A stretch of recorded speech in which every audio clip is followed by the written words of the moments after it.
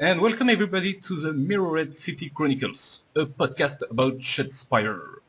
With me, the best reporter I can find in the northern land. It is John. Thank you very much, Seb. Yeah, I'm Jonathan, also known as Killix on the forums. I'm playing Warhammer Fantasy for ages, Age of Sigmar since the start. And I'm really into Shadespire as well, and I think it's one of the best new games out there. I'm totally agree with that. Myself, I'm in Warhammer since version 6, I think. Nice. Same here. Same here. I think I started around the year 2000, and a couple of friends of me showed the first games with the Empire and the Orc starter box, and I was sold instantly.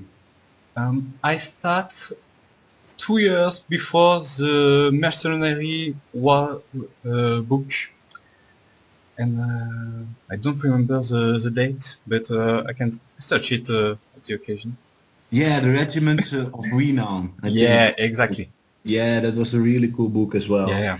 And yeah, my first purchase was what was the book called again? My first purchase was the Champions of Chaos, but later I found out it was a booklet just with characters, but I still really liked it.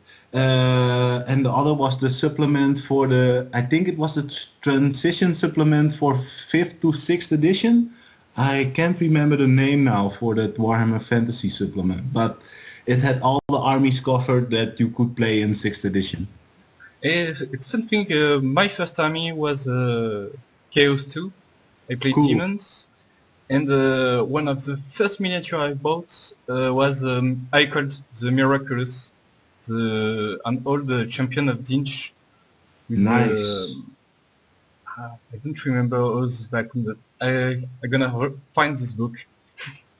Yeah, I don't have the book at me either, but I just saw Arbal the Undefeated, the Corn champion on the massive Flesh Hound, and I really like that model. So Yeah. I wanted to know everything about Chaos, and yeah, I pretty much played Chaos throughout, even with Shadespire. My losses have been the most with the Blood Reavers, but I still really like the models. I still really like how the warband plays, and yeah, I think I have to cover them with other events as well. I see you are more con player. For myself, That's true. I'm more with Dinch. But Excellent. hey, Chaos is good for everyone. Excellent. That's totally true. And I think some At least if people you not play Slaanesh, of course. No. I don't like Slaanesh, but I'm just like, well, some people like skulls, the others like magic. It's all okay with me. Yeah. So you're here for the presentation, Mm-hmm. and we'll start with what next in Shadespire. Yeah, we have a lot to cover really because it's the first podcast, as far as I know, that wants to cover all of the releases so far. And I think it might be helpful for the listeners to cover what we know and what we have seen so far. And I think the first thing we might want to start with is the promotional art cards that we have seen before. And so far we have seen Hold Objective 1 to 5 in different art forms. The core set warbands in different art forms as well, with the inspired artwork being completely different as we have seen before. Yeah, very beautiful. And I don't know if they plan to make it for all the warbands or only for Stormcast and Good Rivers. yeah, I don't know it either. My guess is that they will cover them all eventually, but I don't know in which form. But I do think they will do so, I hope. because I feel that there are a lot of fans for each warband, and eventually there are only 8 warbands in Warhammer Shadespire, or at least that we know of. And I think that's possible to cover with all kinds of different events. Yeah. If you're going to look at the longevity of the game itself, I think it would be very cool to at least stick around in Warhammer Underworld Shadespires for a year or two And in that time, I think a lot of people might be drawn to events if they know they can get different art card work. Yeah. Yeah. And speaking of art card, you tell me there in the White Dwarf of December, we Yeah, got the promotional health potion card yeah. with an alternate. With an alternate art, yeah, that's really true. It's a healing potion, and I think it's an excellent card and a really nice Yeah. gift. And the White Dwarf of December 2017 should be in each store next week. And I'm going to pick it up because it's also extra thick, a White Dwarf. It has a lot of coverage for Necromunda, Yeah. even The Hobbit, some 40k, some Blood Bowl.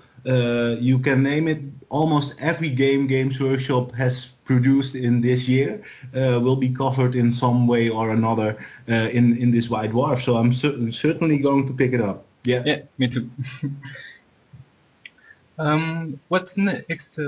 We have the Spite Claws Swarm, the Scaven Band, Yeah, who excellent. was revealed at Blood and Glory.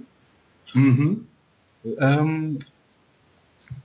The leader was marvelous. Yeah, it's an excellent warband and So dynamic, so everything. exactly. And I think it's the hallmark and the best selling point of Warhammer Underworld Shadespire so far is that the models, they are so incredible, Yeah. characterful and dynamic, and it really shows the next level of models Games Workshop can come with. And yeah, I really like all 5 of them. The leader is just amazing on the piece of, yeah, what is it? A piece of sewer. Yeah, and the 2 assassin-like Skaven with knives are very cool as well. One is holding a knife with his tail, and I think that's just amazing. And then we have the other 2, with another one with a spear and another one with a shield and a flail, and they strike me more as the storm vermin. Yeah. But I think they are also really cool models, and I'm really looking forward to how their cards will be designed because they are the second warband with 5 fighters. Yeah, for us, I'm just a little disappointed. Skaven for me is the Swarm, a big band, and they're only 5. Yeah, I agree. I expected 6 initially, Yeah, at maybe least. even 7, and I think it's going to be a really interesting warband right now because Yeah.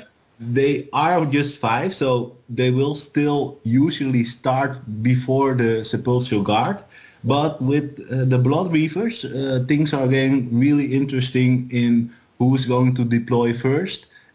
Because yeah, it will give one of those warbands another critical on to see which warband will start first. Yeah. So that's the interesting part. But I expected more fighters as well. I see on the 1 or 2 models a little shuriken. Yeah. So we can accept at least upgrade with a throw weapon. I think so too. I think so too, and I also think that that we might see some ploy cards in there that will steal upgrades or glory or stuff like that. Because I think it's a really interesting concept that Skaven have had for a really long time, and that's just to steal stuff, steal warpstone, assassinate people in dark alleys. And I'm really looking forward if they have incorporated that into this warband. And just for the fun, what do you think? How do you think they inspire? Yeah, that's you a an really idea? good question. I don't know, but my initial guess was that maybe if they have an action that would fail against them, that they would be inspired. Like. Yeah. If an enemy attacks them and they miss, then maybe they become inspired, and because usually the Skaven are scared. Are good for fail, yeah. Exactly, and then if they can see that the opponent can miss or doesn't fight as well as they feared, then maybe they get stronger. Yeah, this can be fun. Yeah, we'll see. For my personal thought, I was thinking of if you start a movement in close combat and finish with no contact with another model, you become excited, inspired. Yeah, that's really interesting as well. I think that's a really good option also Yeah, because it would really fit them. yeah, And as we know, we do see two models in this warband with spears, so yeah, that usually means range two weaponry. of course. And I do think that's a really good synergy, at least for the leader, Spiteclaw himself, and Yeah. the henchman with the spear. So it could be fun. But we'll see in 2 months, I think. Yeah, I think so too, and I'm also really looking forward to the Fire Slayers, and I think that's a cool segue because we have seen some of their art in the promotional video of the initial concept, and I'm really looking forward to see if they will be 4 fighters or 3 fighters or maybe even 5. What do you think about Why them? not? I'm going with 4. I think Stormcast will be the band with the least model. And I don't see them with a heavy armor, so they need a number. Yeah, least. that's true. If I remember correctly, in the allegiance traits in the General Handbook 2 says they can throw axes as maybe we're gonna have some dwarf throwing axe with range Yeah. and with a very glass cannon. Yeah, yeah, yeah. It I could think be so too. another mechanic and seems nice if it's Yeah, I think I'm also looking very forward to see if they will have the dodge symbol as their defense dice Yeah. or the shield, because what I hope we will see is even more mixed warbands. You know, like armored warbands will usually have the shield defenses, but yeah, I think it would be really interesting to see a concept where both are present in the same warband. So some models have the dodge symbol and some models have the shield symbol. I hope we see it at least in the second corn warband for Yeah. if every other warrior got the shield, I don't see the dog with the shield. No, I agree. I agree, and I also think that that if the upgrades and the artwork are anything to go by, the Blood Warrior Warband will probably be very annoying, because so far all the cards that have them on them, such as Disengage and what was the other, Cruel Taunt, I believe it's called, that you can flip somebody back from Inspire to the regular side. Yeah. And I hope to see a lot of those effects in their warband. That would be very interesting, because we haven't really seen that so far. Yeah, but we only see 4 bands, a lot to come. Yeah, absolutely. I'm really looking forward to it, and yeah, after all, we only know the half of the warbands right now, and how they perform. And what I think is also really cool to see is that personally, I feel every warband has a really good chance in defeating another one, and that's just really beautiful to see right now. The card is very flexible and very open to each type of play. Yeah. 100% agree with that. What's more, we've got in March 22 in the US the Warhammer Underworld Shadespire Grand Clash at Adepticon. Yeah, that will be really interesting to follow as well, because as we all know, Adepticon is a really huge event, and I think it's also really important for Warhammer Underworlds to have great events outside of Europe. And yeah, I'm really looking forward to it. It's still quite some months away from us, but maybe at that time we will have 6 warbands, or maybe we will even have all of them. And I think that would be really interesting. And if I remember well, the last year Adepticon was on Warhammer TV. Mm-hmm. That's true as well. So we can have a see from here, and it was very nice. Yeah, I think we can expect a live coverage, and Yeah. for everyone who's involved in that, we might even be able to interview some of the winners or some of the players right there, because I think at that time, if everything goes as smooth as I hope it will go for Warhammer Underworld Shadespire, that a lot of people will be interested in it. So far we see that every warband can compete, and if you have 8 choices instead of 4, well, then it's a really interesting and good game, because even the most well-known games such as Age of Sigmar itself or 40k or Magic the Gathering, they really have a few decks that are usually more powerful as the others. And so far in Shadespire, I think the ideal design was for the designers to have every warband compete and every warband have its own strengths. And that will be really interesting to see such a big pool of viable warbands and viable cars to compete to each other. Yeah, and even in the same warband, we can have many different way to play. Like the Stormcast play really defensive with little or no combat, or the inverse when they try to smash their opponent. Very Absolutely, absolutely. And another thing that's also really interesting to see is that there are certain cards that are much better against certain warbands, and if you can call that meta, and if you're able to reach the top with those kind of decks, I think it will give you some really interesting advantages in the later games. And it's just wonderful that they decided to cover that already. And to give one of the easiest examples, of course, is to have Cleave as an upgrade to your fighters, and it's just so important against Stormcast or even Orcs to have that, because else you will break with attacks. Yeah. Yeah. So, did you see everything else? No, so far this was pretty much everything I've seen for the upcoming months. And what I do hope and also expect is to see the FHQ for this year, probably in December, but maybe in January, because there are a lot of questions about a lot of cards, and I hope to see those questions answered as soon as possible, because it would only improve the game even more if everybody knew what was the intention behind the card. Yeah, good call.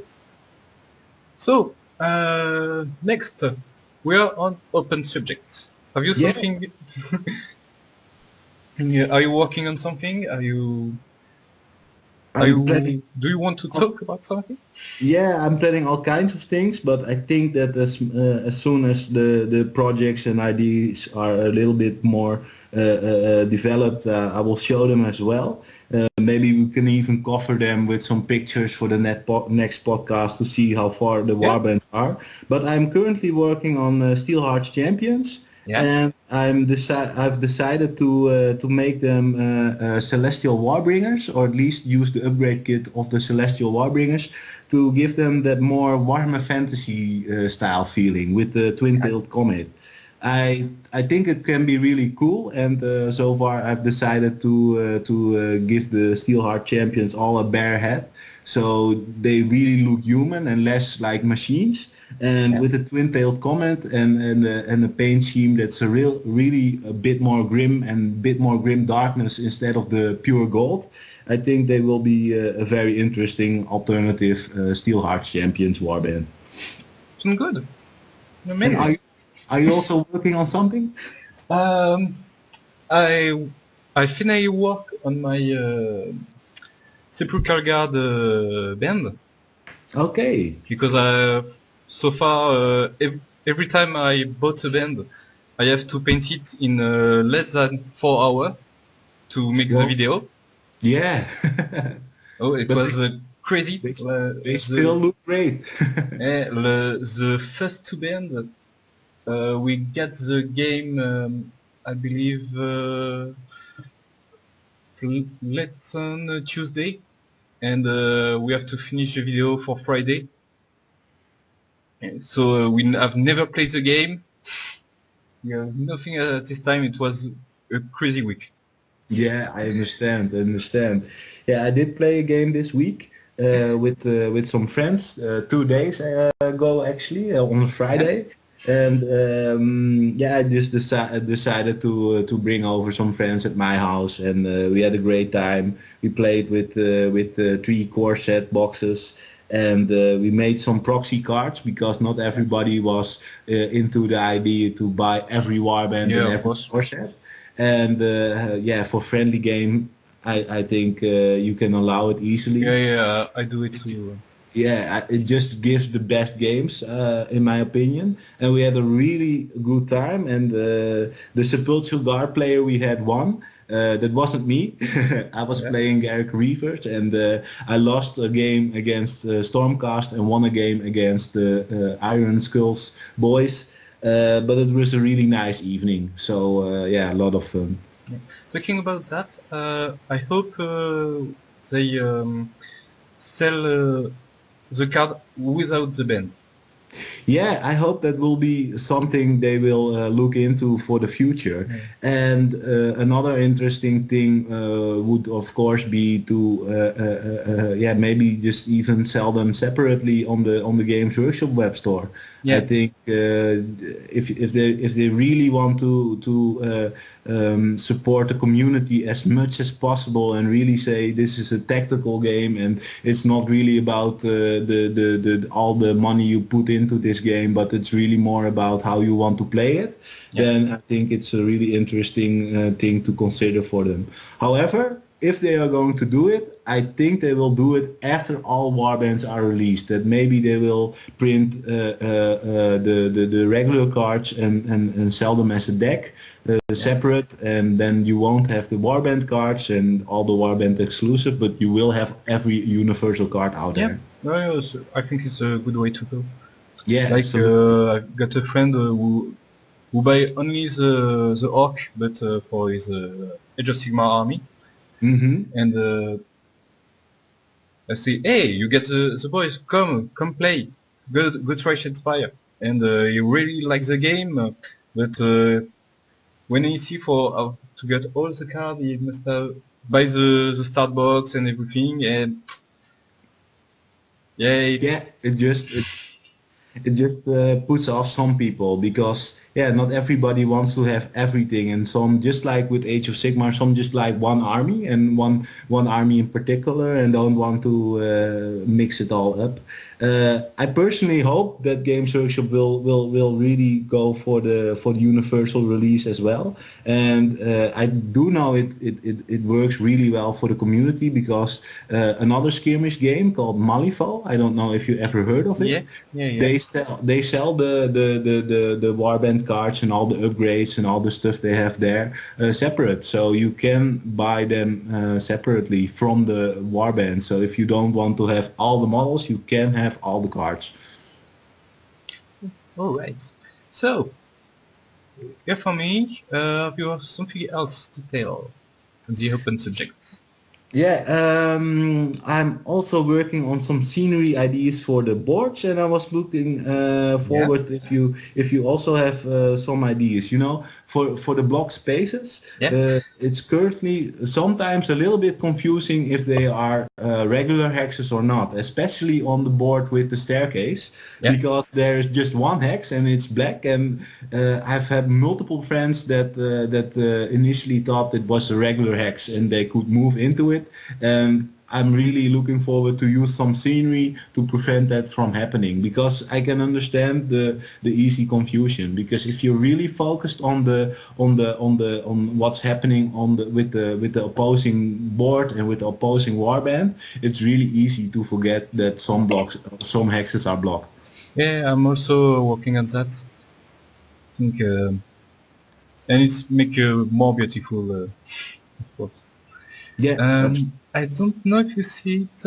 I think it was Russ Charles who make scenery very beautiful in the Shadespire time. Then it was a sculptor for I don't remember how we work. We make, I think, the Dark Souls game and things like that.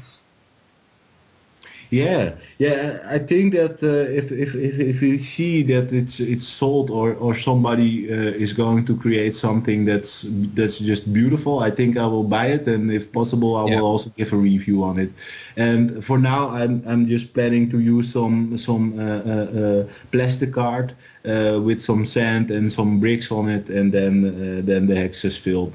I've also seen some great ideas from people online on the communities with some MDF hexes, Yeah. and they look really cool as well because they really fill up the hex, and then the confusion is really easy to remove from the game totally. So far, I use the piece of Garden of More scenery. Mm-hmm. It Yeah, seems, that's really great as well. Yeah. seems pretty fine.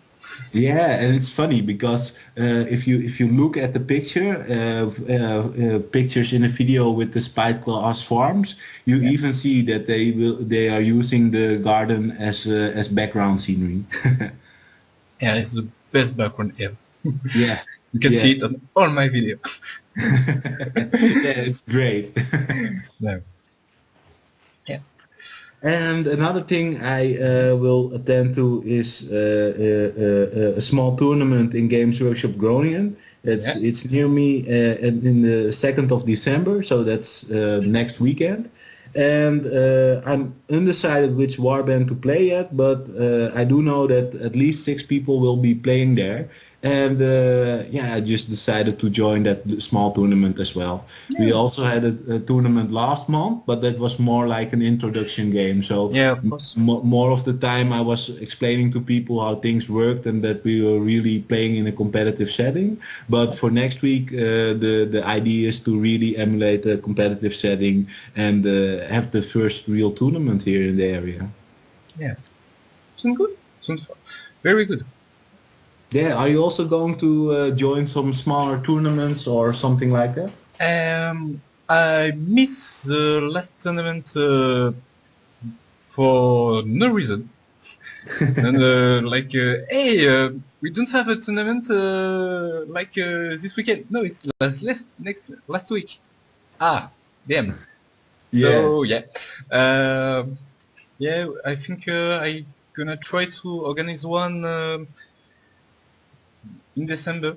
Don't know Excellent. exactly when, but let's see if I have enough time.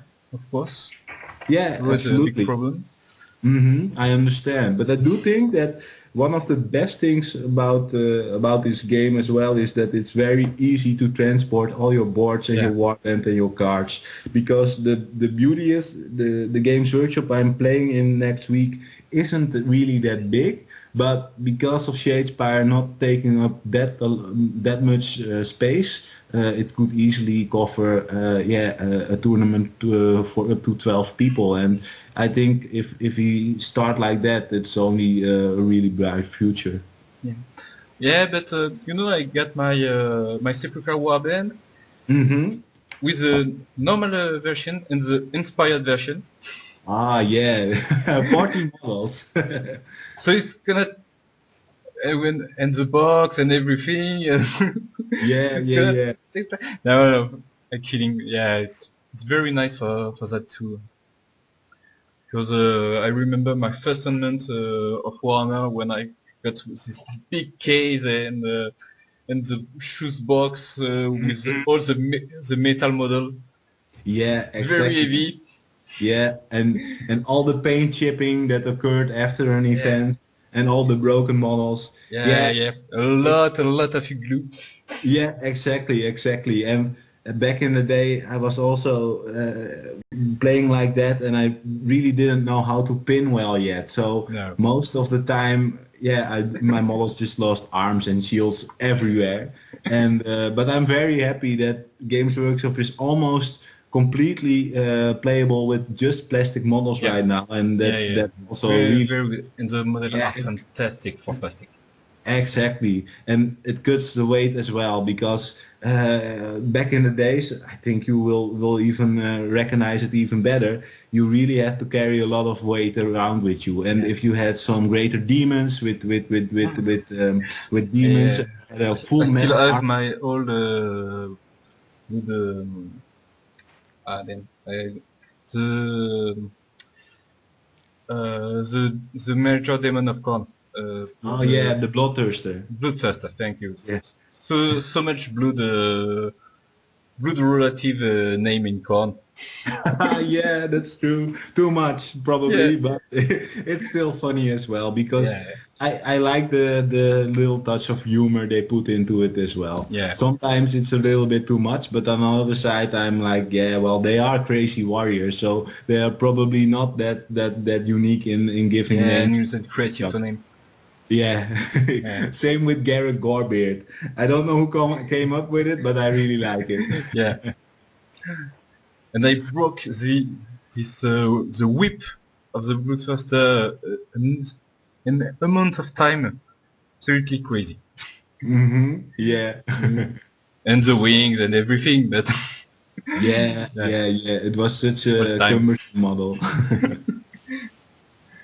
And well, the last thing I wanted to cover in the open part for Yeah. me personally is that there's one card I'm really impressed with the latest expansions, and that's Illusory Fighter, and Yeah. I'm really liking it more and more. It really feels like a free move action to me, and sometimes it's even better as that because well, you don't have to deal with the token, but in longboards you can really hop from one hex to another, and it usually ends up being akin to being able to have move 7, and it's just such an incredible card. And initially, when I looked at it, I was not that impressed. I was like, oh well, you can move a little bit around, but the more I've played with the Illusory Fighter in combination with stuff like Shade Glass Darts or other stronger melee weapons upgrades, then yeah, the card really impresses me. So it is the topic of the month, the Blood and Glory tournament. It was the first tournament of Shadespire, I think. Yeah, At least that's the official. absolutely. It was also the first event where at least 4 warbands could be played, because Yeah. I know there were some smaller events going on in the Games Workshop just with the core set, but this was at least the first event with all the warbands. In fact, the two more weapons, the Sepulchral Guard and the Iron Jaws, Iron Skulls, um, are are available the day of the tournament. Exactly. Yeah, that's true. So a lot of people try them anyway, Mm-hmm. and it was good. So for those who don't know, Blood and Glory was in the UK. It was hosted by Ben Curie, who made the Bad Dice podcasts. Yes. That's if you didn't hear Bad Dice podcast, go hear Bad Dice podcast. It's a lot better than what we do. And it was on Derby the 3rd, 4th, and 5th of November. So I don't go to Blood and Glory. I think you don't go too. No, I couldn't go either. Maybe in the future, if all the warbands are out and it's in the summertime, I can find a holiday for it. But Yeah. otherwise, it's too difficult for me. Yeah, me too. I was tempted. If I can have holidays, maybe. And yeah, it was a very short notice for the Shadespire tournament. That's And true as well. we know we have the Age of Sigmar tournament. So for Tickle Pain, it was a little tough also. Yeah, So they have 80 players, I believe. I believe something that it was something like that For as well. I Shadespire, believe. it was Yeah. a lot. Games Workshop give a nice coverage of it. I think we have some game on Warhammer TV. They make a trophy for the winner. Yeah, that's And beautiful. they give a lot of bond card with a new art, Yeah, yeah. and yeah, it was nice. It was very Yeah, nice to see that. yeah, absolutely. And I've also seen some pictures of some exclusive for that tournament. I believe there was something like a playmat for where you could keep your decks on and Yeah, the hands, and also some other alternative tokens to be used for the game. And I think that all in all, it's just an example of what's to come. And I think it was covered really well. Yeah. yeah, yeah. So one of the very nice thing, the top four was one of each band. Yeah, that's true. Very, And very nice. absolutely, it shows that yeah, all kinds of play styles are possible in this game, and I think if you look at the number of matches, we can also really see how how different each game can be played in terms of how much glory you obtain while winning, and sometimes it's just a little bit more as your opponent, and sometimes it's a lot more. Some nice thing is if you push to top 10, you get Hmm. 100. Of Yeah, course, it was yeah, known as the hardest band to play, and they are available the day of the tournament. But yes. we have free Stormcast, free Orc, and free Corn. Yeah, that's true, and I think that one of the things most people will see or realize as well is that with Sepulchre Guard there is some learning curve, Yeah, and I think it also is shown here because there is another Sepulchre Guard player at number 14, and then the following is much more down the row, and I think one of the easiest mistakes to make with Sepulchre Guard is to have the Warden just be up there and yeah, be targeted, because if that yeah. happens and it happens early, so far I found that's basically the only way to beat them as well. But if you do it, then yeah, the game is going to go downward for Sepulchre Guard really fast. I think one of the other problem with the Sepulchre Guard for this event, at least, Mm-hmm. when you buy the box, a lot of objective card for the guard was tech objective, and Yeah, it's very tough, very very tough. absolutely. The weapons are very slow, so it's a little tricky. For you don't have to use everything is on the box for the sepulchre guard. They're not easy to go. No, that's totally true. And so far, and that's just my take on it because it's very different from the deck in the winner. But I've been quite successful with the objective-based deck, and Yeah, I think it's a little bit easier for them to practice with if you're new to the warband, because you can at least cover two objectives with your petitioners in one activation. And if you have that ball rolling and you have determined defender in your deck, you have the whole objectives in your deck, you can at least obtain some glory. Because so far in all games of Sepulchre Guard I've seen, the glory income after round one is quite low, and then after that it just continues to accumulate. And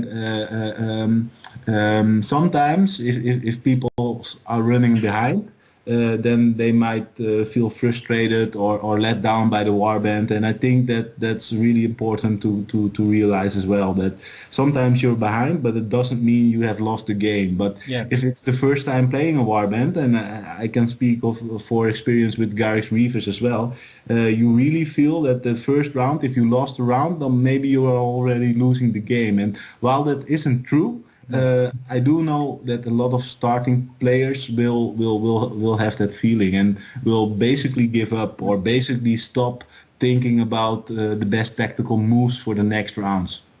Yeah, but in fact, in the start deck for the river Mm-hmm. uh, are I'm not very good in comparison with the Stormcast, with a very very start deck. Not when you buy the box and it say play this card. Mm-hmm. And I think it's for that everything a lot of new people all say, yeah, the Stormcast are a lot better. I never seen the River win, and yeah, the deck are bad. Just bad. Yeah, that's true. You have to go in it, and I don't want this. I don't want this. I don't want this. Exactly, that's true. And I think one of the things that's really easy to assume and be wrong about is that Garrix Reavers can really fight if you use them well, but you don't want to charge in there with everybody one on one and basically have the Stormcast just beat them down every time they charge in there. And I think one of the easiest mistakes to make with Garrix Reavers is just to play them like orcs basically, and orcs do that job really good right now. And Garrix Reavers are more, well, you have the movement 4, so wait for the right opportunity to set your opponent up for double charges, and then suddenly if you can have that ball rolling, then it starts to click. But against Stormcast specifically, and especially if you're new to the game, you might assume, oh, this game is just like Warhammer Skirmish or Age of Sigmar Skirmish, and what we basically have to do is kill each other. Yeah.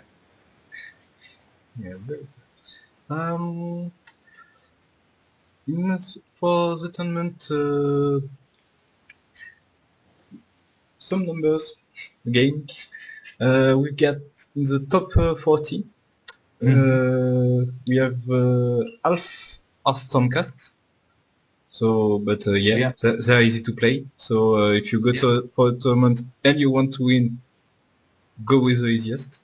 Absolutely, and I think they are also the most consistent because one of their strongest assets is really to inspire early on, and every time an opponent basically wants to charge without upgrades, without extra bonus damage, and goes in there, they are likely to inspire, and at that moment you're ahead of the game. Yeah. We have 10 player Blood Reavers, which is nice. Yeah, absolutely. And what I was surprised about is that the top 10 really includes a lot of lots of Reavers. Yeah, exactly. And in fact, in the top 10 there are only 3, but in the top 12 there are 5. Absolutely. They get the 11th place and the 12th place. Yeah, that's true. And what I also really liked about it is that the glory the Blood Reavers can accumulate really spikes, especially in certain matches. And I think it shows that if you have the right hand and can play their objectives at the right time, they are really potent. Yeah, and if you get a little luck with your hand, you can win a game by losing a game on board. Absolutely. You have no one alive, and you win by far for with all the corn-like objectives. Very fun. Yeah, absolutely. And I also think that because of their movement, cards like Supremacy are also much easier for them to score in the first round. And if that happens, they can easily take objectives and things like that. Exactly, and if that happens, most of the time I've seen that they are really capable to snowball into really strong warriors because of their upgrades, and then suddenly even Stormcast aren't really a problem anymore. Yeah. So we've got C player who played Orc, which is correct, and 4 undead. And that's all for the number I got. And for the faction representation. So, a lot of Afterhallcast and a lot of Blood Reavers, but it's normal. Yeah, a good mix. Yes, but a little bit of everyone, and it was very nice. Absolutely. And I think that one of the great things to see here as well is that if you look at the top 10 again, you also see that the Orcs players are really close. We have James at the 3rd place, Chris at the 5th, and Thomas at 6th. And if we look at how the Orcs usually operate, I also think it's a great example that if you want to play an aggressive warband and want to go for the first strikes, then orcs are really rewarding. And yeah, if opponents want to engage with you and want to act like orcs basically, then it's very easy for orcs to steamroll you. Yeah, I think it may be the easiest warband to go in for a new player. Yeah. You have 4 activation, you have 4 model. Exactly. They tough, they hit hard. Yep.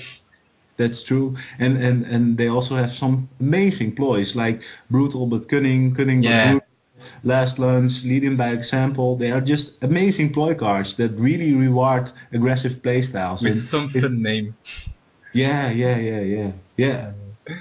Very good work from Game Socials for that. I really love when I hear, when I read everything. Yeah, absolutely. And I think the most fun aspect for them as well is that you really can just completely ignore the objective setups for them, because they have the other cards you require to just basically only focus on combat. And they are really strong in that. And as you said, if you are a new player, you usually just want to take fighters out of action, and orcs do that like no other. Yeah. So now we're gonna talk about the top deck, and unfortunately we don't have the deck list for the Stormcast player. No. Who was done for Warhammer TV. Yeah. But I'll get some partial of this deck what he take. Is go for a very defensive deck with all the objectives, some instant reward like Slayer of Tyrant, Lightning Strike, thing like that. He gets 2 completed area, immovable objects, and all the things like that. And for his power deck, he's got a lot of shenanigan movements, sprints, confusion, grid speed, sidestep, and things like that. Very interesting. Yeah, I think that one of the more interesting and unexpected ways to go with Stormcast is something like this, because usually they are quite slow. But if you do include sprint and sidestep and all the new cards that basically improve your movement, then they can really come out of nowhere, and I think it can really catch people by surprise. To come back with the same card again with the illusory fighter, it's the same story. You can really deploy Steelheart, for example, way back in your territory, and then suddenly, if the opportunity arises, then you can put him in one of the starting hexes way up front. Yeah. No, it was. I think. May have some offensive card too. For what I see, when they make the entertainment in with Games Workshop staff, he sees the problem. He played too defensive, so I think he has to take things like grid strength and other cards like that. Maybe a demonic weapon, or at least also trap or grid fortitude for go to close combat. Yeah, but absolutely. Not sure. Yeah, I think one of the strongest assets Stormcast have is that their offensive attacks are already really good. So most of the time their upgrades, or the upgrades I really like with them, are actually defensive upgrades. So as you said, Great Fortitude, Blessed by Sigmar. The moment you can increase their wound total to 5 and have those shields up for the defensive, it's almost impossible to deal with them. And another card I also really like for them, but I don't know if it was played at all, of course, is Army of One. Because it's like a failsafe for Stormcast. The moment you you only have one Stormcast left, you're usually in trouble. But the trouble stops being a thing the moment you have army of one, because having three defense dice is just insanely powerful. Yeah, yeah, of course. Especially with shield. Exactly, yeah. And all the ploy card who say you can be on guard. Exactly. And if you have three dice, then I believe it's close to a 50-50 chance of at least having one critical effect in there. And yeah, criticals are really important. Yeah, yeah, of course. So I think we're gonna jump really to the Orc. Yeah, the Iron Skull boys. Orc who was played by James Gallagher. Yeah, exactly. And I also believe that his deck and his warband was covered on the Warhammer community side. Yep. And I must say, he did a wonderful paint job on those Orc boys. I really like the black and white armor they have. And it's something I also plan to do with them, because personally I don't really like the bright yellow. But yeah, I don't think anybody likes the yellow Orc. And the yellow is very tough to paint. Yeah, you're crazy to make that. Yeah, you basically have to get I don't know what the yellow spray can is anymore. I do have it, but you basically have to undercoat them yellow, and then you can work from it, because green is quite bright if you paint it on top of yellow, but painting yellow on top of black is close to impossible. Yeah, totally agree with that. Yeah, so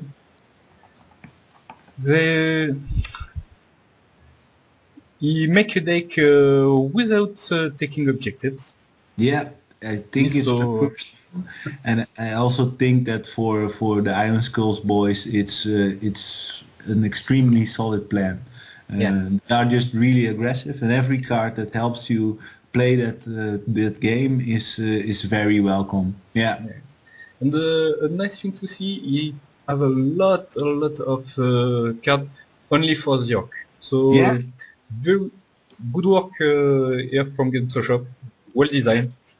Absolutely. If you want to play almost exclusive cards from the warbands, I think Orcs are really the way to go. They have a lot of things that work exceptionally well for them, and it isn't very difficult to follow up on the objective. So yeah, then the results will also show, because it's really consistent. Very offensive deck. I see it right now. With you take Annihilation. Yeah. So you must believe in it when you take it. Absolutely. Conquest, Denial. So really go for the adversary board and smash it. Absolutely. That's how I see it as well. And I think Conquest is also an interesting call here, because it's the only orientated objective that really wants to do something with objectives, same with Plan the Standard. But I do think that if you have Conquest round 1 in your hand, it's and you have the 3 objectives on your side of the table, it's the strongest way to open up a game. Yeah, totally agree with that. So it's like a very fun deck to play. Really, a lot of upgrade, like trap with strength, with speed, with fortitude, demonic weapon. Demonic weapon, very good with Orc. When you hit with the demonic weapon and you pass inspired, because you take 1 damage. Yep, that's true. Very nice. Absolutely, and there's only one card I would love to have seen here, and that's Shattering Terrain, because it's essentially a ploy that does the same as Demonic Weapon for you. Yep. But other than that, it's a very strong deck, just like we see it here. Yeah, very fun, very good deck. If you want to play Orc, try this. Yeah, absolutely. And I think the small write-up also really helps to have people understand what's the plan here. And what is a little bit different maybe, because it is covered by the Warhammer community, so I assume they are right. But if we scroll down and we see what Jim has to say about it, I am a little bit confused if it's James Gallagher who wrote this article, or if it's another guy named Jim. Yeah. But I don't know. Yeah, I don't know it either, maybe because maybe it's his nickname. yeah, exactly. That could very well be the case. I think. So, for me, for the orc, we jump to the Blood Rivers. Yeah, let's do that, because you sent me the deck list, and I hope the Warhammer community would have covered it as well. But we still haven't seen it. But I'm very happy you sent it to me, and I hope we will put a link to it in the podcast as well. Yeah, of course. It's a very strong deck, and I can cover it a little bit. But we have, let's start with objectives. For example, we have hold 1 to 5, supremacy, and conquest as the universal objectives. I really like these because the hold objective cards are really potent for the Garrux Reavers, because they have the movement to get there, and more importantly, if they are there, then they still have the movement to charge in the next round. So far I've really liked all the hold objectives with Garrux Reavers, really to build up your glory, and then because of all the upgrades, charge afterwards. I think the plan here was use your mobility, go take the board. Yeah. And if someone dies, it's not a problem. You can point with that too. Exactly. And if we then look at the Khorne exclusive objective, we see a worthy skull, blood for the blood god, it begins, Khorne cares not, and course champion. And again, these are all objectives that are really strong. I personally, but that's just a personal opinion, would probably not have played Khorne's champion and play Denial instead, but that's just because I feel Denial is more easy to obtain. Of course. You can trick your opponents with Khorne champion using a ploy card. I don't remember. One who said your fighter take 1 damage, and your next activation you have 2 extra dice. Mm-hmm. So you can basically kill one of your fighters. Yeah, that's absolutely true. To make proc the Khorne champion. Exactly, and you could also, for example, use Shattering Terrain for the same reason, and that's you move, you get a damage, and if one guy only has 1 damage left, then he dies. And yeah, absolutely. But there is one thing I personally find very difficult with Khorne's champion, and that's to destroy each opposing model. And if you're playing against orcs or stormcast, I think it's technically possible, but against Sepulchral Guard, I find it extremely hard to do. No, if someone can make annihilation with Sepulchral Guard, I must see the game. Yeah. You must have to kill the warden like right away. That's the first move, and kill everything after that. It was very, very tough. Absolutely. If you can reach him, then things are very different. And then I absolutely agree. Khorne champion becomes a really strong card again. Yeah. So it's just a really a small matter of opinion. I completely agree with 11 of the 12 objective cards here, and I think the deck list itself, especially for the objectives, displays really well into the strengths Garrux Reavers have. Yeah. I take this deck and give it to a friend who had very little experience in the game, and it's been very used, but it was close. It was a pretty easy deck for a Khorne deck. Yeah, That's true. That's And true. it does something. Corn deck are a little tough. It's a weird mechanic for a game. You have to lose people for win game. Yeah, that's true. They are the most difficult warband to inspire, in my opinion, or at Yeah. least fighter for fighter. I mean, Uh, or it's so if you play a two-player game, if you go for 3 or 4, they are so easy to inspire. absolutely that's totally true. That's It totally was true. And very fun band in a multiplayer game. that's true. That's true. And I think, and that's something I wanted to cover next as well, is the upgrades. They are really strong too. I will cover them quickly.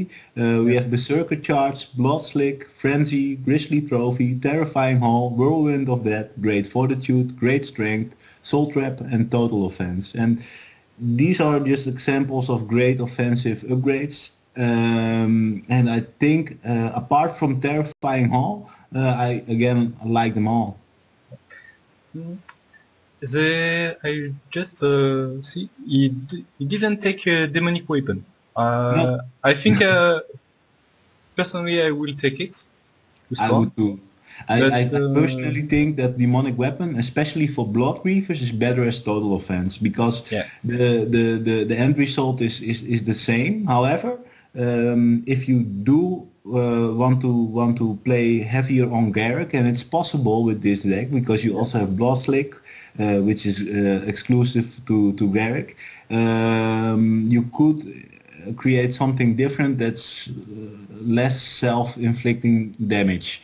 But still, I agree with you. Demonic Weapon is something I would personally put into it.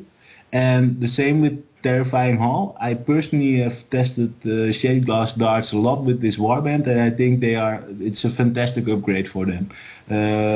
Combined with the 4 movement you have, you can threat opponents 7 hexes away, and that's yeah. just insanely powerful. I see. Yeah. So good deck Yeah, again. absolutely, absolutely. And the deploys are very easy to understand as well. Let's cover them as well. Blood Rain, Confusion, Daylight Robbery, Distraction, Duel of Wits, Illusory Fighter, Mighty Swing, Shardfall, Sidestep, and Time Trap. And yeah, I think these are all great ploy cards. The coin flip cards such as Daylight Robbery can really be a make or break deal, and I think it worked well for him. So I can say it's a bad choice. Yeah. In fact, I think in a weapon who you have one of your fighter who gonna be easy killed, like a hmm sepulchral guard or you must have daylight robber. So to get this first glory points, your opponent hmm just for kill one of your Yeah. squishy. You could certainly say that. What I personally run instead, and it's also a coin flip card, so it's not really that different, but Yeah. is on your feet. For Yeah. the simple reason that Blood Reavers should usually be fighting with 2 fighters Yeah. against 1, Yeah. and Yeah. the moment you do that, you could basically prevent your opponent from taking glory at all, because for the same coin flip you can save another warrior, and it really has changed my game since its release, Yeah. because it even means that the most strongest fighters out there, such as Gersak or Steelheart, cannot kill Garruk or Syke. And the moment this occurs, I feel the warband is yeah, just very strong and very Yeah. potent. And because they are 5 warriors, they are not too difficult to clump together. So on your feet is a very easy inclusion as well. Yeah. Yeah. Yeah. So you don't get the glory point for new pick, but yeah, it's a very strong hmm medicine to that. And we go to the great winner. Yeah. Yeah. So the sepulchral guard player. Yes. He also go with no objective objective card. Mm-hmm. So a lot of easy to score objectives. Yeah, absolutely. And I think it's also a really interesting choice. And Yeah. I must say, I still have to play it like this because I personally really like the ease you get with the hold objectives for them because, well, you have two on your territory and for one action you can basically cover two objectives with two petitioners. Yeah. But it's a very interesting style because if we do look at the warband, there are three heavy hitters in this warband, and if you use them well enough, yeah, then you score a lot of glory very fast. And yeah, the best form of defense still is offense. So if the warden is able to destroy the enemy leader, the chances of them being able to kill the warden do diminish. Yeah. For my personal opinion, I think if we got more cards, I don't go with Crushing Force. Mm-hmm. So I think it's a little tough to score. You agree. you have a lot of fighter, but they're not strong hitter. Mm-hmm. That's true. So yeah, but not too much to say. Very good deck for that. Yeah, absolutely. And I think one objective card that or maybe even should be played in every deck is Ploymaster. It's Yeah. very easy to score. It's even easier to score than the whole objective cards, to be honest. And I was happy to see it here. We see the demonic weapon. Mhm. We have seen a lot so far. We get only 4 objectives from the sepulchral guard only, and it's come back from what we say earlier. The objectives are not very fit to the warden. Yeah. Absolutely, and yeah, the upgrades we see here are interesting. The upgrades are nice. A lot of upgrade.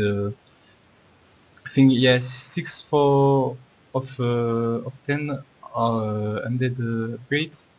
Mm-hmm. With a lot of upgrade for the Reaper, of course. Yeah, very strong. Mm-hmm, mm-hmm.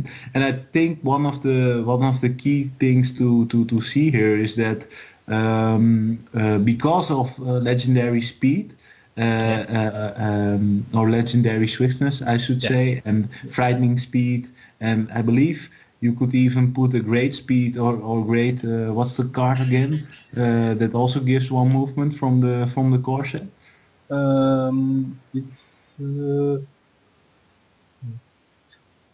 let me see the old with something.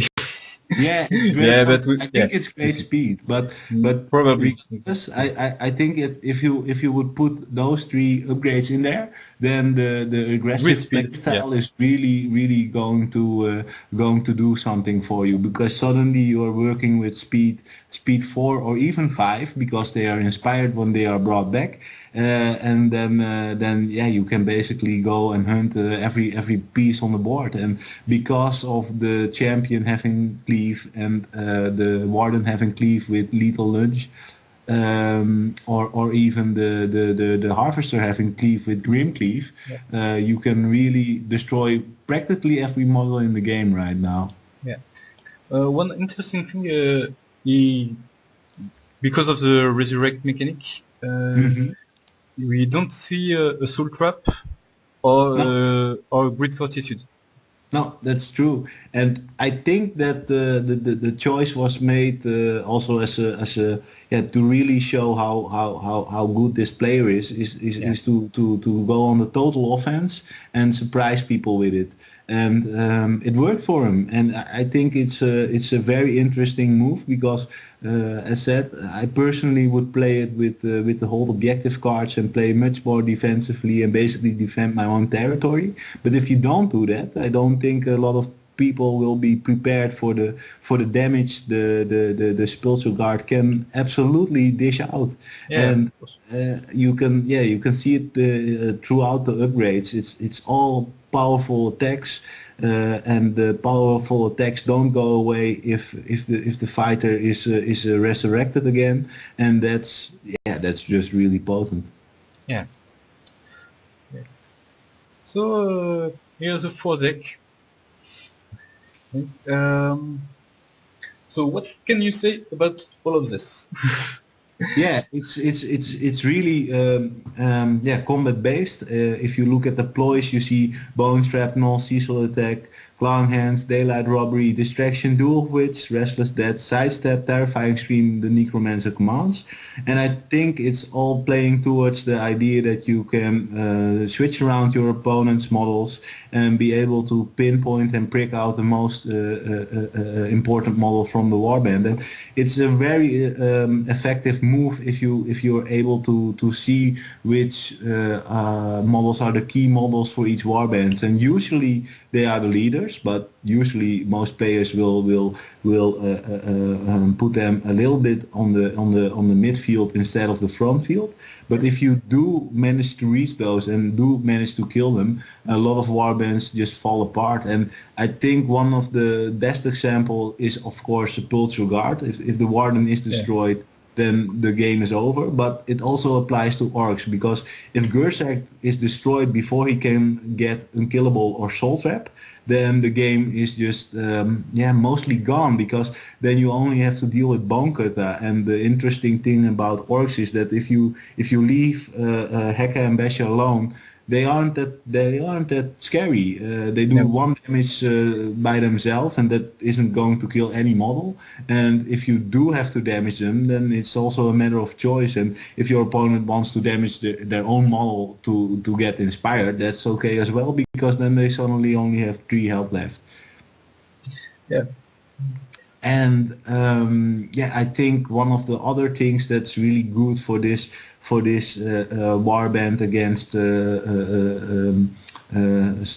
is against Stormcast, for example, because if you go on the offense on them, then you force them to charge as well, and then suddenly they are out of effective activations. And that's a really interesting take on Sepulchral Guard, because if you go on the offense, then your opponent has to react to that as well.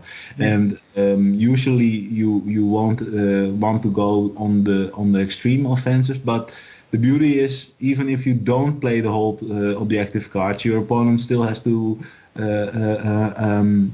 take that into account, and it does play supremacy. So if you can score that supremacy round 1 again, then the game is going to go very fast. Hey. In fact, I have all the deck in front of me. Mm-hmm. Everyone plays supremacy. We find it in all deck. So a very, very good objective card. We get only 2 deck who play objectives. There's the Blue River, of course, and the Stormcast, but the defensive one. What we get to from objectives. Yeah, I do think that we saw a lot of denial as well, and I think denial is also an example of a great card to ensure your victory in the 3rd round, because it's relatively easy to score for everybody. If anything, you can say, okay, I just want to keep my board clean of any of your models, so you can go for the board choke, and then suddenly it's very difficult for your opponent to reach your side of the board at all. And another interesting card I think most were playing as well here is the easy to score stuff like Ploymaster, or at least I feel it should be in every deck. Ploymaster only is in each deck, but I agree with you. Before that. In that card, we get soul trap for everyone except in dead for obvious reason. Mm-hmm. Grid strength for everyone. Yeah, yeah. That's That's obvious too. yeah. Grid fortitude Mm-hmm. also. Oh, a lot of demonic weapon. Yeah, yeah, yeah. I think it's combined with Shade Glass Sword and Shade Glass Darts. I think those three upgrades are just fantastic for almost every deck. Demonic Weapon is of course hurting yourself, but you do get the damage output, so it's still a great way to go. Shade Glass Sword is again likely to do 3 damage if you do roll the critical roll, and yeah, it's not impossible with 3 dice. And one thing I like about Shade Glass Darts is the distance. And it wasn't played that often, but I do think, or I expect, we will see more Shade Glass Darts played soon. Yeah, I I think just so. like it a lot. Especially if the Skaven are a little squishy and have a lot of range. Yeah, We yeah, just for to have something to fight with them, we're gonna see shot class. yeah, exactly. And one of the things I really like about the card as well is that in the second round, usually you don't, or I feel that in the second round, charging just in there is easy to punish. Let's put Yeah, it like that. And if you have shade glass darts and you are on a solid position already, you don't have to charge. You can basically just attack over and over and over again. And yeah, it's a 50-50 or roughly a 50-50 chance of rolling that critical die. And if you do, well, it's still 2 damage, and that's pretty good. yeah, yeah. So maybe in the future, a lot of more glass on the ground. Yeah, absolutely. And one thing I do find interesting, because I personally like the card a lot, is that we didn't see a lot of shardfall yet. Yeah. But we will see if that changes. Uh, I think so. Yeah, the Blue River play shortfall. Okay, cool. Oh, yeah, but and for for all the pro card, we see everything we play for or against your opponent, again for the movement was played. Everybody have side step, Yeah, have distraction, yeah, and thing like that. yeah, yeah. So Yeah, yeah, all the just like we said in the in the earlier yeah we had before, it's very important to have that single movement. And I also think that going forward, putting illusory fighter in almost every deck is a good choice as well, because uh, in the worst case scenario, it ends up being a sidestep. In the best case scenario, you're suddenly on the other side of the board. And for things like denial, containment, and other objective cards that say if there's yeah no it one was here. easy counter possessed.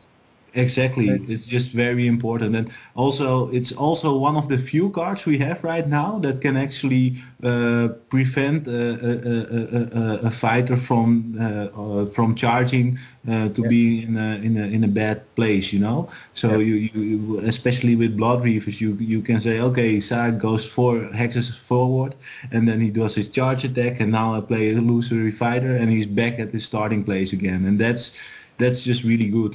Yeah. Yeah, yeah. And you can easily save one of your K fighter Yeah. for Absolutely. for not talking about the warden or Hmm. psych or Yeah. guy like that. Yeah. And even for very aggressive warbands, it's important for orcs as well, because most of the time you will charge with somebody in there. And then afterwards you will probably use Gersak and hopefully use something like leading by example. And then you want to have other warriors near you. So even if it's the most or the closest deployment hex that you have near the neutral zone, it can be a really big important part of your aggressive strategy. Yeah, one of another use of this card if you play objective and Hmm. you draw an objective back in your own board, you can Yeah. and take someone here, and it's very nice. Absolutely, absolutely. I think combined with distraction, sidestep, and even confusion, it's one of those cards that's just great in all cases. Yeah. So let's see. I think we have seen everything.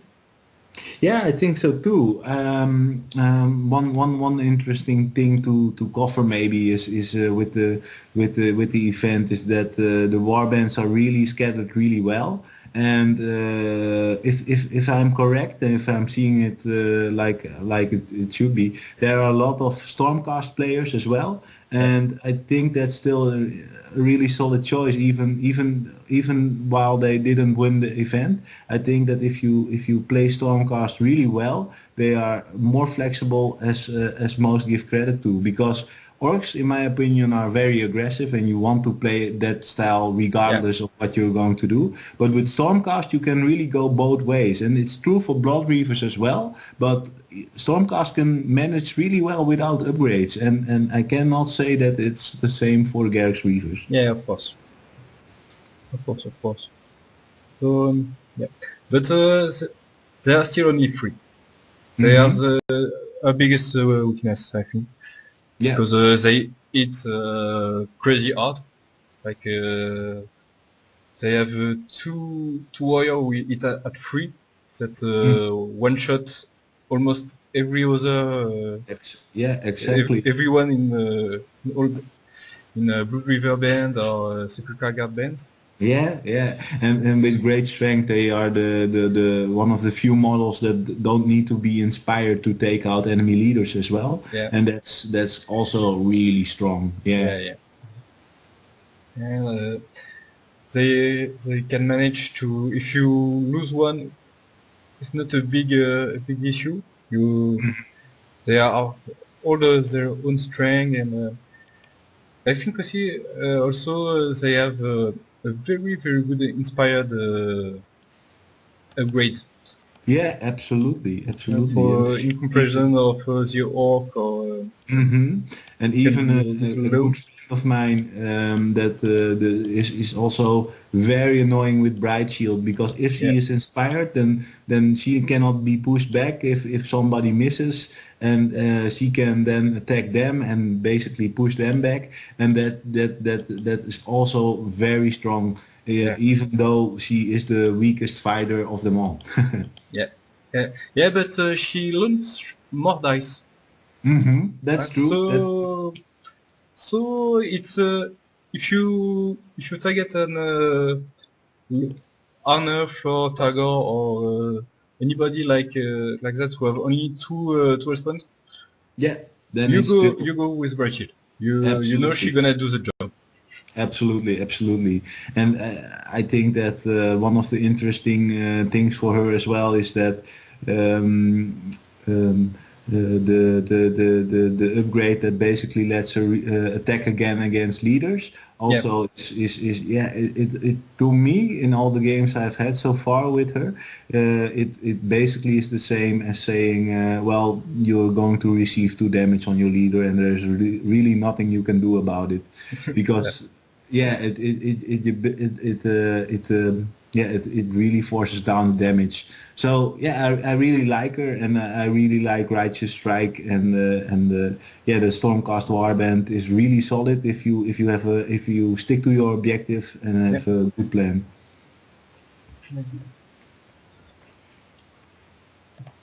So I think it's all for us, Mm-hmm.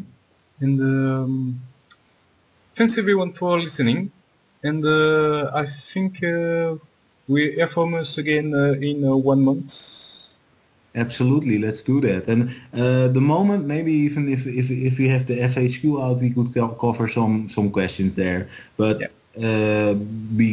I expect the FHQ to be here next month, so it will probably we'll cover it in the same podcast.